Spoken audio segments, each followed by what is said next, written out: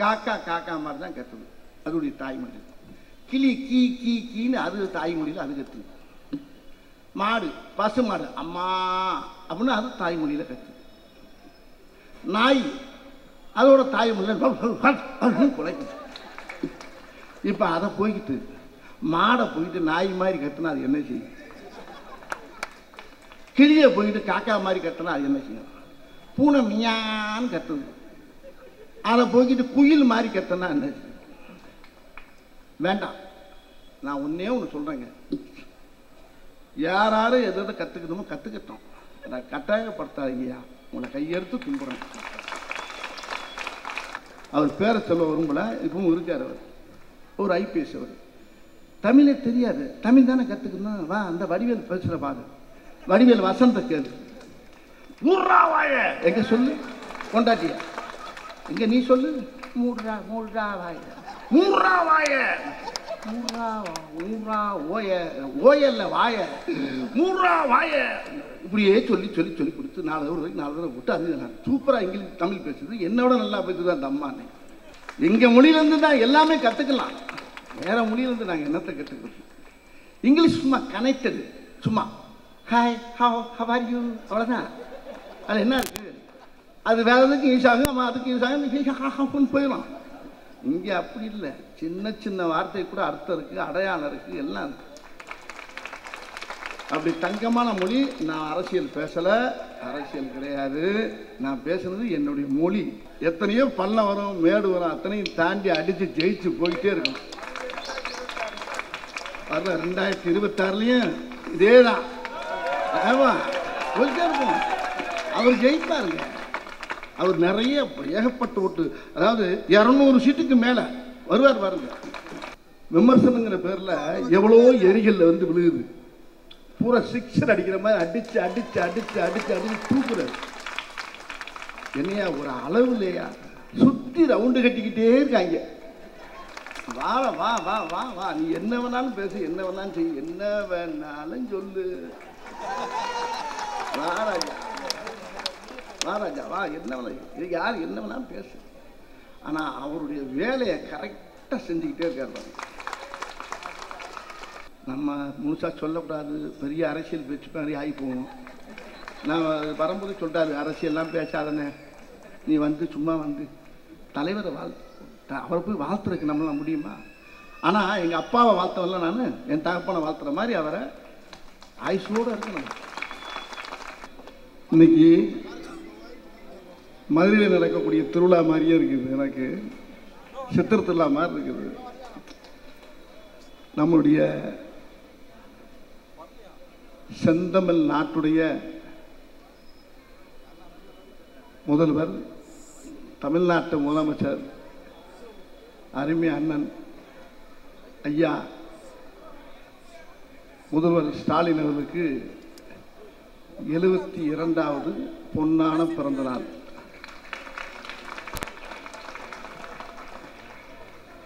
இது 72வது பிறந்த நாள் மாதிரியே தெரியல. நான் போன பிறந்த நாளுக்கு நான் இங்கே வந்தேன், சேகர் பவன் அழைச்சி, அது போன வாரம் வந்த மாதிரியே இருக்கு எனக்கு. இப்போ இதுலேருந்து என்ன தெரியுதுன்னா, நம்பர் அப்படியே பிரட்டி போடுங்க, 27. அவருடைய உழைப்பு, அவருடைய நடைமுறை, அவருக்கு மக்களுக்கு செய்கிற பணி, அந்த வேகம் எல்லாமே அந்த 25 27 வயசு இளைஞர்கள் இருந்த அந்த ஜூட்டு அந்த வேகம் அப்படியே அவர்கிட்ட இருக்குன்னா, அவரை பார்க்குறப்பெல்லாம் நிறைய போராட்டங்களை சந்திச்சே வந்திருக்கார். அவர் சின்ன பிள்ளையிலேருந்து பெரிய போராளி. அவர் போராடி போராடி போராடி போராடி இன்னைக்கு வரைக்கும் அவர் போராடிக்கிட்டு தான் இருக்கார். அவர்னால பலனடையாத குடும்பமே கிடையாது, பலனடையாத மக்களே கிடையாது. இன்னைக்கு பெண் மக்கள் வந்து என்னுடைய சகோதரி குட்டுமணி சொன்ன மாதிரி ரொம்ப அருமையாக சொன்னாங்க. அந்த அம்மா எல்லா மக்களுக்கும் அவருடைய கடமையை அழகாக செஞ்சுக்கிட்டே இருக்கார். விமர்சனங்கிற பேரில் எவ்வளோ எரிகல்ல வந்து விழுகுது, பூரா சிக்ஸர் அடிக்கிற மாதிரி அடிச்சு அடிச்சு அடிச்சு அடிச்சு அடிச்சு தூக்குறாரு. என்னையா ஒரு அளவு இல்லையா, சுத்தி ரவுண்டு கட்டிக்கிட்டே இருக்காங்க. ஒரு முதலமைச்சர் இன்னைக்கு அவர் இல்லைன்னா இந்த தமிழுக்கு இன்னும் கேடு வந்திருக்கும். இதை நான் ஒரு தமிழனாங்கன்னு சொல்றேன். நான் ஒரு தமிழ் குழந்தை.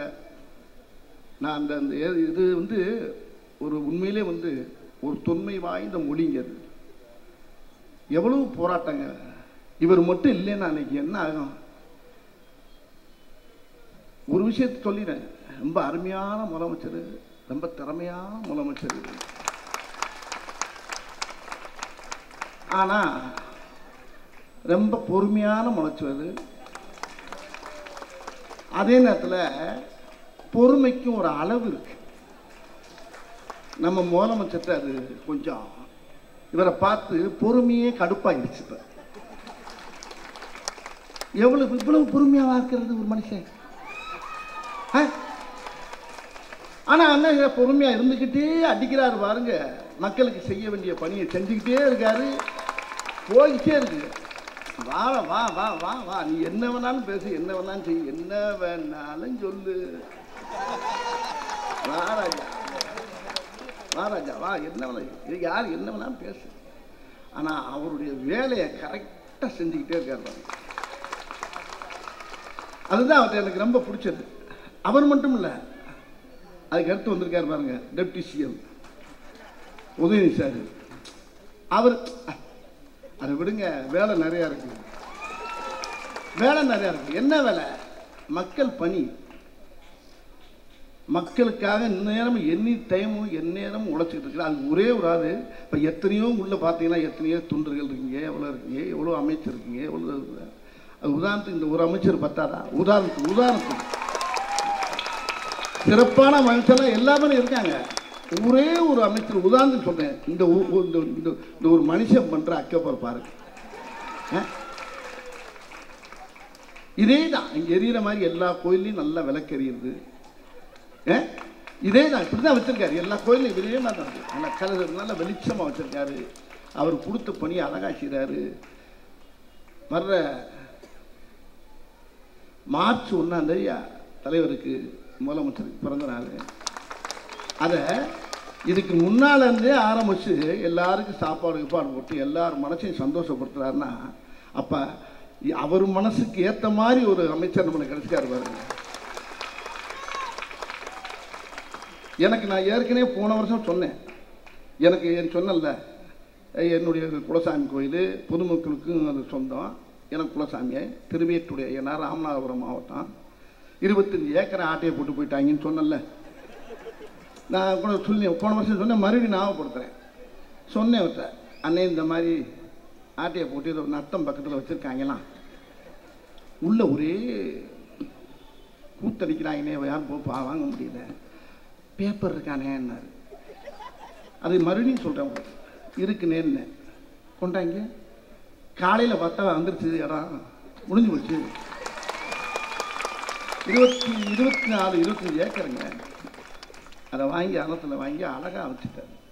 இப்போ ஒரு உத்தரவு சொன்னேன், அண்ணே அந்த ஊர் மக்கள்லாம் சேர்ந்து பரமக்குடி, காட்டு பரமக்குடின்னு ஒரு ஊர் ராம்நாத் சைடில், அண்ணே ஒரு சின்ன உதவி பண்ணேண்ணே, கோயில் ஓரளவுக்கு முடிஞ்சிச்சு, இடமெல்லாம் வாங்கியாச்சுண்ணே, ஒரு ராஜகோபுரம் கட்டி கொடுங்கண்ணே சின்னதா அப்படின்னு சொன்னேன்.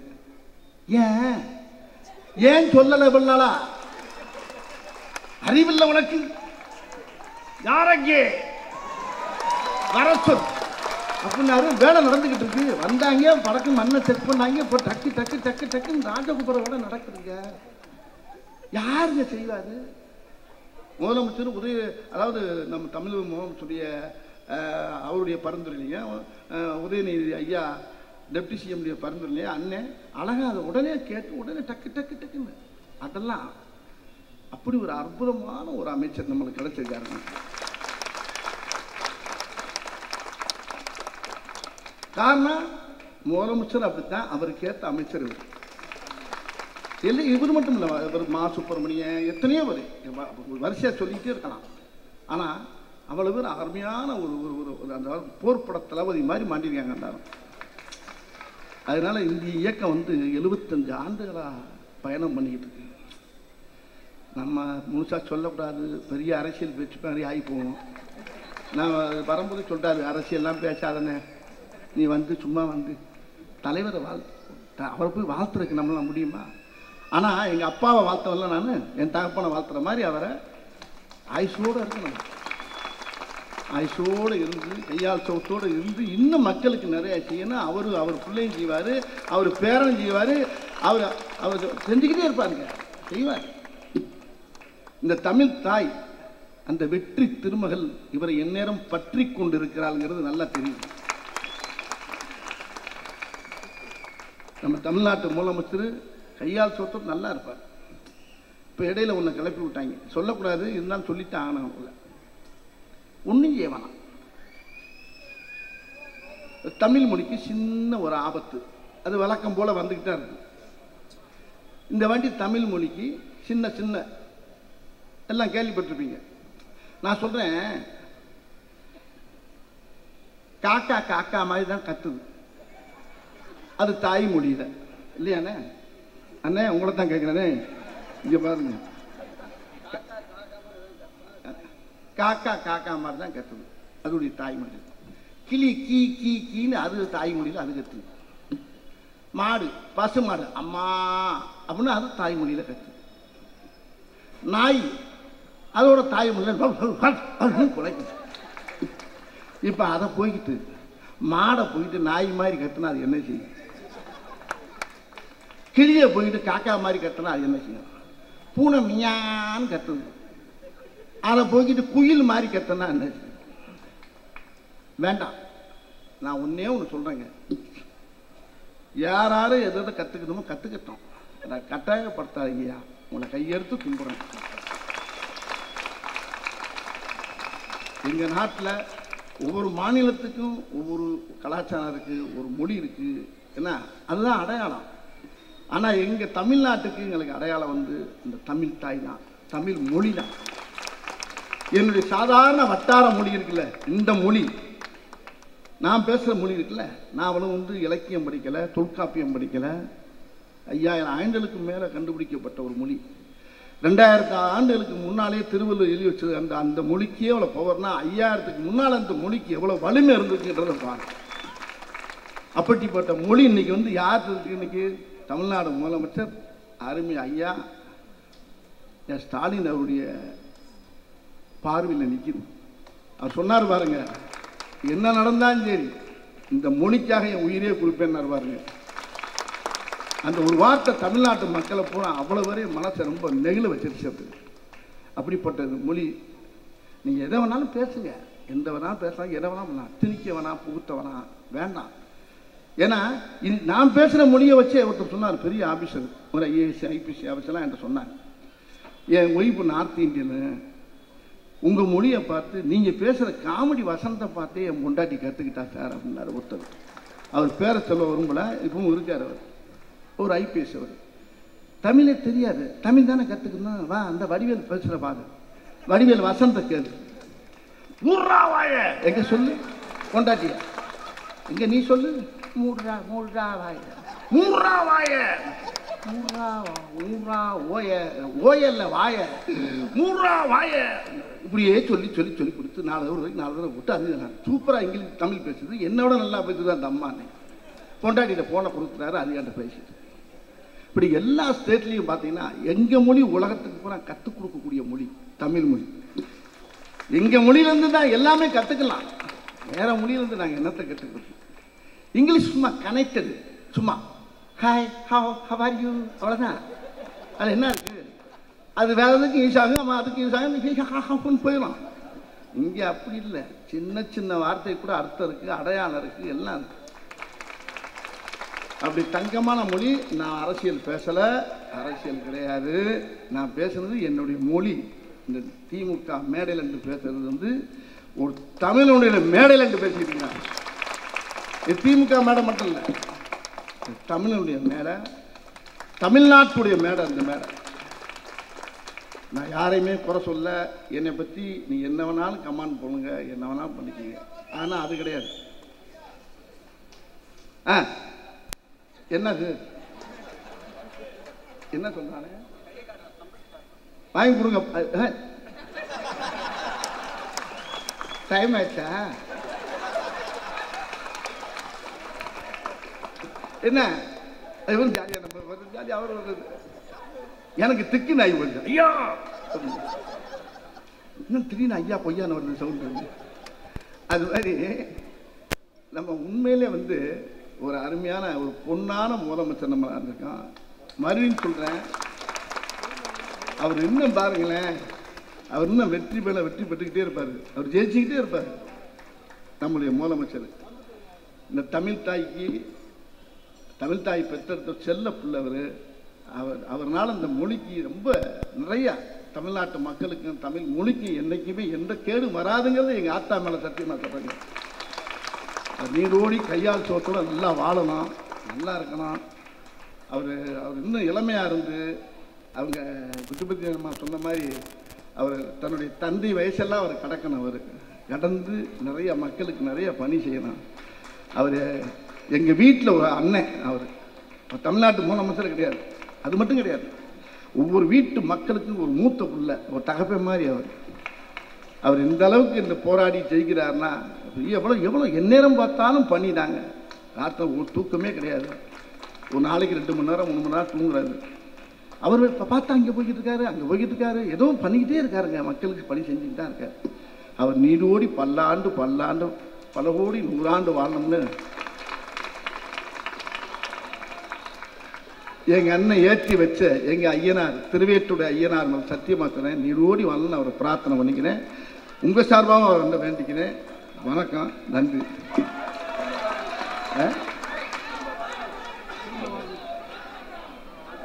அதாவது நான் திரும்ப வந்துக்கிட்டே தான் இருப்பேன், ஒவ்வொரு பிறந்த நாளுக்கும் நான் இங்கே வருவேன்.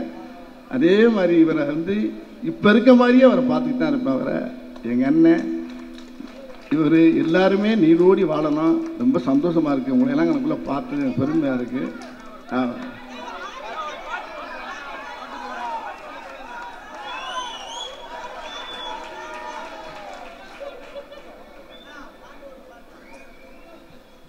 அதாவது ஒரு இதில் ஒரு பழைய படத்தில் ரஞ்சன் பாடுவார், ஒரு படத்தில் ஒரு குதிரை போவார். அது என்ன பாட்டுன்னு சொல்லுங்க. அதில் ஒரு பாடல் ஒன்று அருமையான பாட்டு. சத்தியமே லட்சியமாய் கொள்ளடா, சத்தியமே லட்சியமாய் கொள்ளடா, தலை நிமிர்ந்து உனை மறந்து செல்லடா, சத்தியமே லட்சியமாய் கொள்ளடா செல்லடா.